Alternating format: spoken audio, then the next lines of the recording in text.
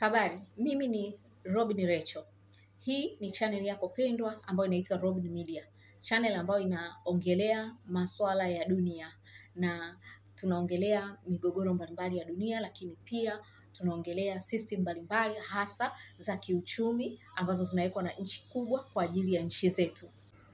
System ambazo zinatugombanisha sisi kwa sisi pasipo kufahamu, kwa sababu watu wengi hawafuatilii mambo ya dunia, wanafuatilia mambo ya ndani peke yake. Kwa hiyo hata system zinazowekwa na wazungu wanakuwa hawazitambui, wakati hizo zinaathiri maisha ya mtu mmoja mmoja hapa Afrika, na hizo ndo zinazoathiri zaidi maisha ya kila kichwa cha Kiafrika kuliko hata makosa mbalimbali yanayofanywa ndani ya nchi za Afrika na Waafrika wenyewe. Sijui mnanielewa? Haya, kama unielewi, nakuja na mfano wa system ambayo iliandaliwa kipindi cha miaka ya nyuma kidogo, ambayo imetuathiri mpaka leo hii. Ukishanisikiliza nikiongelea hii system, alafu baadaye wewe mwenyewe utapambanua, kwa sababu unaambiwa cha kuambiwa, ukisikiliza unatumia na akili zako, si ndio? Sasa hebu nisikilize. Nchi zetu za Afrika zilitawaliwa na wakoloni kutoka katika mataifa ya Ulaya Magharibi, na hizi nchi zilipotawaliwa baadaye zilikuja kupata uhuru, na zilipokuja kupata uhuru wananchi wake wanashangaa, kutoka kipindi tunapata uhuru mpaka leo, kwa nini maendeleo hayako vile kama ambavyo wao wanataka wayaone yalivyo. Sasa wengi hawafahamu nini kiko nyuma ya pazia. Tulitawaliwa na wazungu kutoka Ulaya Magharibi. Tulipata nguvu ya kupambana nao mpaka tukapata uhuru baada ya kuomba msaada kutoka kwa wazungu kutoka Ulaya Mashariki, ambao walikuwa wameunda umoja wao unaitwa Soviet Union, uliokuwa unaongozwa na Warusi. Kwa hiyo tukapambana tukapata uhuru. Nchi zetu nyingi zilizosaidiwa na Warusi ziliamua kuingia katika system ambayo Warusi walikuwa nayo, ni system ya ujamaa, system inayotaka usawa kwa wote. Kwa hata sisi baba yetu wa taifa aliingiza nchi yetu katika system ya ujamaa, system inayomjali zaidi masikini kuliko kumjali mtu mwenye nacho. Kitu kama hicho wakoloni wetu hawakukipenda, kwa sababu system ya mkoloni inamjali zaidi mwenye nacho, mfanyabiashara, kuliko mtu wa kawaida. Kwa hiyo inataka mfanyabiashara azidi kuongezewa na mtu wa kawaida automatically atazidi kupungukiwa. Hiyo ndo system ya waliotutawala. Sasa kwa kuwa tulikuwa tunakingiwa kifua na Warusi na umoja wao wa Soviet, kwa hiyo nchi zetu ziliweza kujiendesha kwa system tulizozitaka. Sasa sisi tunaingia katika system ya ujamaa, kwa hiyo tukaanza kujiongoza hivyo. Lakini baadaye ule umoja wa Warusi, ule Soviet Union, ulikuja kuvunjika mwaka 91, na hapo sasa kwanza ulianza kulegalega miaka ya 80 na hatimaye ukavunjika mwaka 91. Hapo sasa ndipo tulipoingizwa kilazima katika system ambazo zimeleta madhara katika nchi zetu mpaka leo hii, kiasi kwamba hata nchi ya Afrika iongozwe na malaika mwenye mabawa ni kazi sana kufanya maendeleo ambayo wananchi wanayategemea.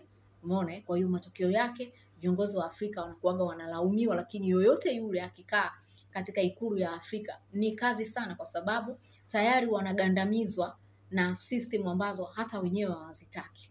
Sasa miaka ya 80 na 90, nchi za Afrika hasa zilizokuwa katika system ya ujamaa ziliingizwa katika mpango ulioandaliwa na taasisi kubwa za fedha duniani kama IMF pamoja na Benki Kuu, ambazo huwa zinasema tunasaidia nchi maskini. Waliziingiza katika programu ambayo ilikuwa inaitwa Structural Adjustment Programs.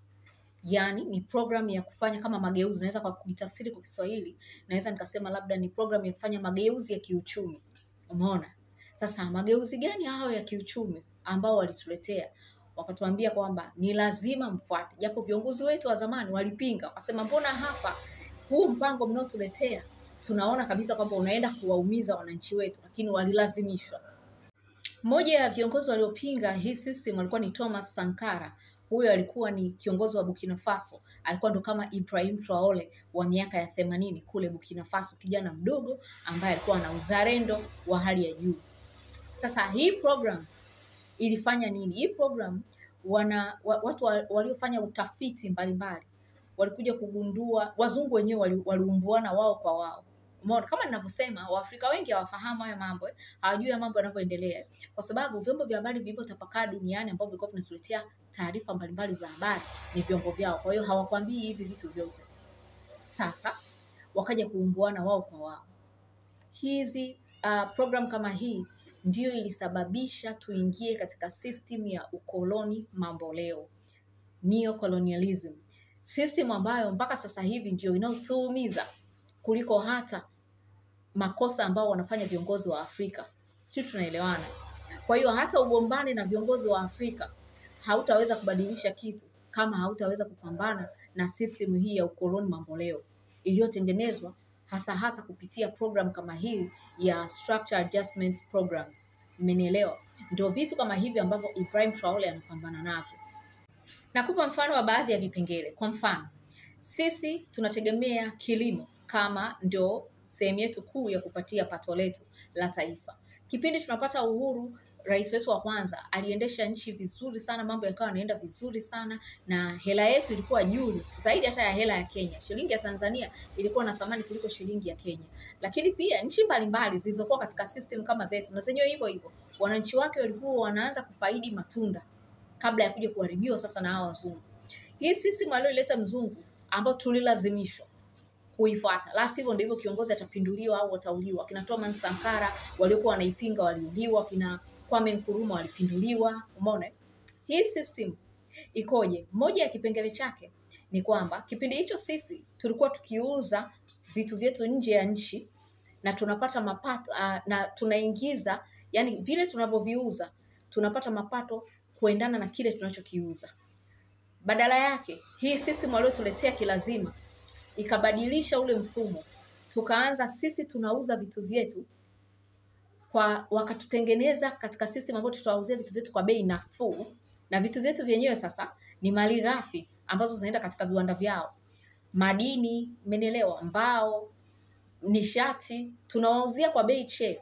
Alafu wao wanatuletea vitu vyao vya hovyo visivyokuwa na maana tena kwa bei kubwa. Kwa hiyo ikawaje? Ikawa ni kwamba tunauza sana, tunaonekana katika system tunauza sana, lakini tunachokiingiza ni kidogo sana.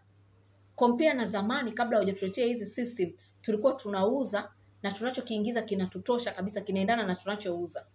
Leo hii kuna vijana wanalalamika, utasikia wanakuambia wanazalamia serikali zao za Afrika kwamba mbona vitu vyetu vinaondoka, mali zetu, mali asili zetu zinaondoka. Hawatambui kwamba zinaondoka kwa sababu ya system kama hizi zilizowekwa na wazungu. Kwa hiyo wao hawajui kama wazungu ndio chanzo kikuu, na ukibisha unatolewa, unauliwa, unapinduliwa. Umenielewa? Hawajui kwamba wazungu ndio chanzo kikuu cha mali zao kuondoka, alafu pesa inayoingia ni ndogo. Kwa hiyo pesa inaingia ni ndogo, maendeleo yanashindwa kufanyika. Vitu vyetu vilikufa. Umeona? Uchumi ulivurugika kwa kiasi kikubwa sana. Na ukiachilia hiyo, bado kuna mambo mengine waliokuwa wanafanya baada ya uchumi kuvurugika. Hao watu wakajikuta, na hii unajua tuko nao mpaka leo, yani tunachopeleka kwao hakiendani na kile tutakachoingiza mpaka leo. Sasa baada ya hapo nchi zetu zikawa maskini. Zilipokuwa maskini wakaanza kuja na viroba vya mahindi, viroba vya mchele. Wakivileta wanakuja wanawaambia tumwaleteeni misaada. Sasa hiyo misaada sio misaada, bali ni kwenda kuua zaidi soko letu sisi la mazao. Kwa hiyo wakulima wetu wanalima, wanauza, lakini hawafanikiwi kwa sababu wao vile vitu wanavyovileta kwa mgongo wa kusema kwamba ni msaada, ni wanakuja kukuza zaidi viwanda vyao na kufanya bidhaa zao ndio tuzinunue zaidi kuliko bidhaa zetu.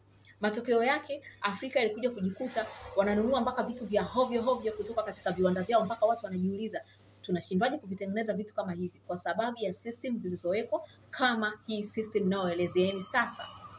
Muda wangu ni mdogo. Ukitaka kuelezewa haya mambo kwa undani zaidi, karibu katika group letu la WhatsApp ambao unaongelea mambo ya siasa za kimataifa, system za wazungu zinavyoathiri maisha yetu sisi ya kila siku mpaka tunagombana wenyewe kwa wenyewe.